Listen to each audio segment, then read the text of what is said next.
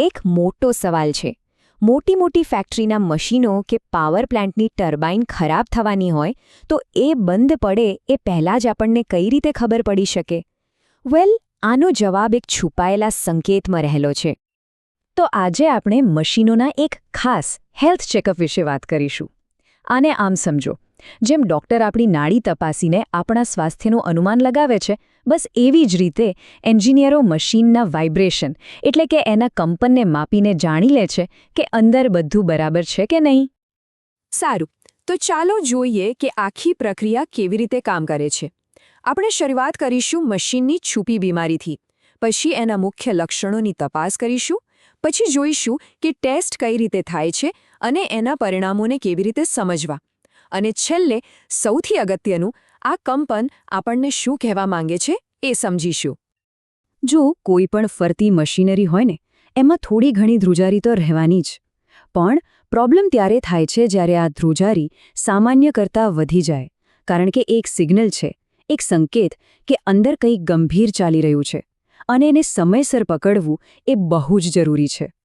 તો આ વધતી જતી ધ્રુજારીને પકડવા માટે જે ટેકનિક વપરાય છે એને જ કહેવાય છે વાઇબ્રેશન માપન. મૂળભૂત રીતે આ એક ડાયગ્નોસ્ટિક ટેસ્ટ જેવું છે.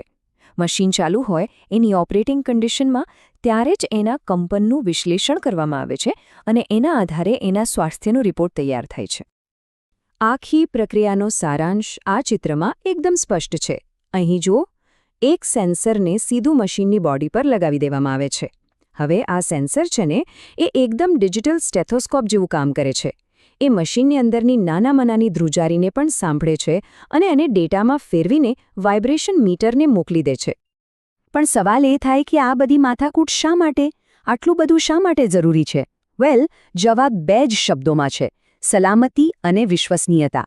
આ ટેસ્ટ એ ખાતરી કરે છે કે વાઇબ્રેશન કંટ્રોલમાં છે, જેથી મશીન અચાનક બંધ પડીને મોટું નુકસાન ન કરે. અને આ માત્ર પ્રોડક્શનના નુકસાનની વાત નથી, આનાથી મોટી મોટી દુર્ઘટનાઓ પણ ટાળી શકાય છે. ઓકે, તો જ્યારે આપણે કહીએ કે સેન્સર મશીનની ધ્રુજારીને સાંભળે છે, તો એનો મતલબ શું? એ ખરેખર શું માપી રહ્યું છે? ચાલો હવે એના મુખ્ય લક્ષણો એટલે કે એના વાઇટલ્સ પર એક નજર નાખીએ. તો મુખ્યત્વે 3 વાઇટલ્સ માપવામાં આવે છે. સૌથી પહેલું અને સૌથી કોમન છે વેગ એટલે કે વેલોસિટી. આ બતાવે છે કે કંપનની ગતિ કેટલી છે અને એનાથી મશીનની ઓવરઓલ હેલ્થનો ખ્યાલ આવે છે. બીજું છે વિસ્થાપન એટલે કે ડિસ્પ્લેસમેન્ટ. આનો મતલબ કે મશીન પોતાની જગ્યાએથી કેટલું ખસી રહ્યું છે. આ ખાસ કરીને ધીમી ગતિએ ચાલતા મશીનો માટે બહુ કામનું છે. અને ત્રીજું છે પ્રવેગ એટલે કે એક્સલરેશન. આ કંપનની ગતિમાં કેટલો ઝડપથી ફેરફાર થાય છે એ માપે છે. બેરિંગ જેવી નાની પણ ગંભીર સમસ્યાઓ પકડવા માટે આ એકદમ પરફેક્ટ છે. ચાલો હવે એ સમજીએ કે આ ટેસ્ટ ખરેખર કરવામાં કઈ રીતે આવે છે. આખી પ્રોસેસ શું છે? જેમ ડૉક્ટર દર્દીની તપાસ કરે છે ને, બસ એ જ રીતે એન્જિનિયર મશીનનું સ્ટેપ બાય સ્ટેપ પરીક્ષણ કરે છે. આખી પ્રોસેસ એકદમ સિસ્ટમેટિક હોય છે અને દરેક સ્ટેપ બહુ જ મહત્વનું છે. સૌથી પહેલાં તો સેફ્ટી ચેક થાય છે. પછી સેન્સરને બરાબર બેરિંગની નજીક જ લગાવવામાં આવે છે, કેમ કે ત્યાંથી જ મશીનની સાચી નાડી પકડી શકાય. એ પછી મીટર ચાલુ કરીને મશીનને એની નોર્મલ સ્પીડ પર ચલાવવામાં આવે છે અને પછી અલગ અલગ દિશાઓમાંથી રીડિંગ લેવાય છે: હોરિઝોન્ટલ, વર્ટિકલ અને એક્સિયલ. એકવાર બધા રીડિંગ્સ લેવાઈ જાય એટલે મશીનને પાછું સુરક્ષિત રીતે બંધ કરી દેવામાં આવે છે. તો રીડિંગ્સ તો લઈ લીધા. હવે આપણી પાસે છે અમુક આંકડા. પણ આ આંકડાઓનો અર્થ શું? હવે આવે છે સૌથી અગત્યનો ભાગ: નિદાન. આ બિલકુલ એવું છે જાણે ડૉક્ટરના હાથમાં લેબ રિપોર્ટ આવે અને એ એને વાંચીને બીમારીનું નામ કહે.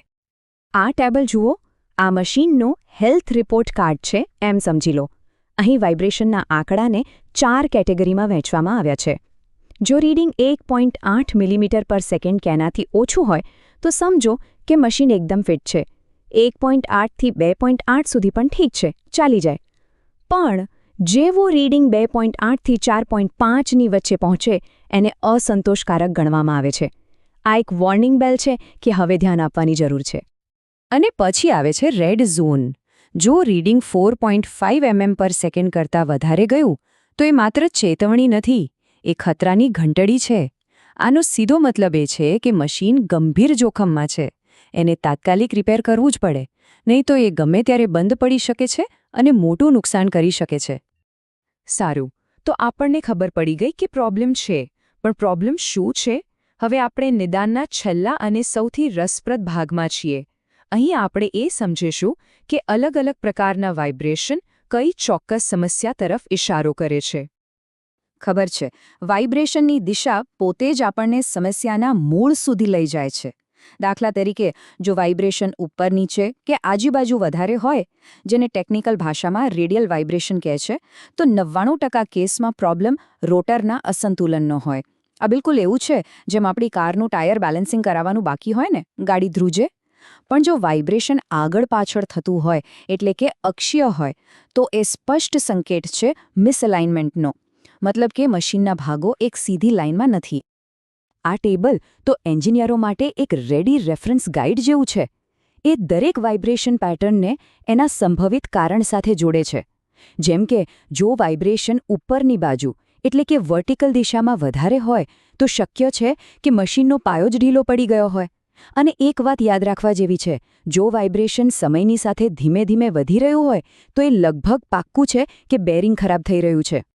અંતમાં આ વાક્ય આખી વાતનો સારાંશ કહી દે છે કે ફરતી ઇલેક્ટ્રિકલ મશીનરીના યાંત્રિક સ્વાસ્થ્યનું મૂલ્યાંકન કરવા માટે વાઇબ્રેશન માપનનો ઉપયોગ થાય છે. મતલબ કે વાઇબ્રેશન માપન એ માત્ર આંકડાઓની રમત નથી, એ તો મશીનરીના સ્વાસ્થ્યને સમજવાની અને મોટી સમસ્યાઓને ટાળવાની એક ખૂબ જ શક્તિશાળી પદ્ધતિ છે. અને આના પરથી એક મોટો વિચાર આવે છે. જેમ આપણે મશીનોને ચાલતા રાખવા માટે એના અદૃશ્ય કંપનને માપીએ છીએ, એવી જ રીતે આપણી આસપાસની ટેકનોલોજી અને દુનિયાને ચલાવવા માટે આપણે બીજા કયા અદૃશ્ય સંકેતો પર નજર રાખી રહ્યા છીએ. જરા વિચારવા જેવું છે ને? જવાબ કદાચ આપણી ધારણા કરતાં ઘણો વધારે રસપ્રદ હોઈ શકે છે.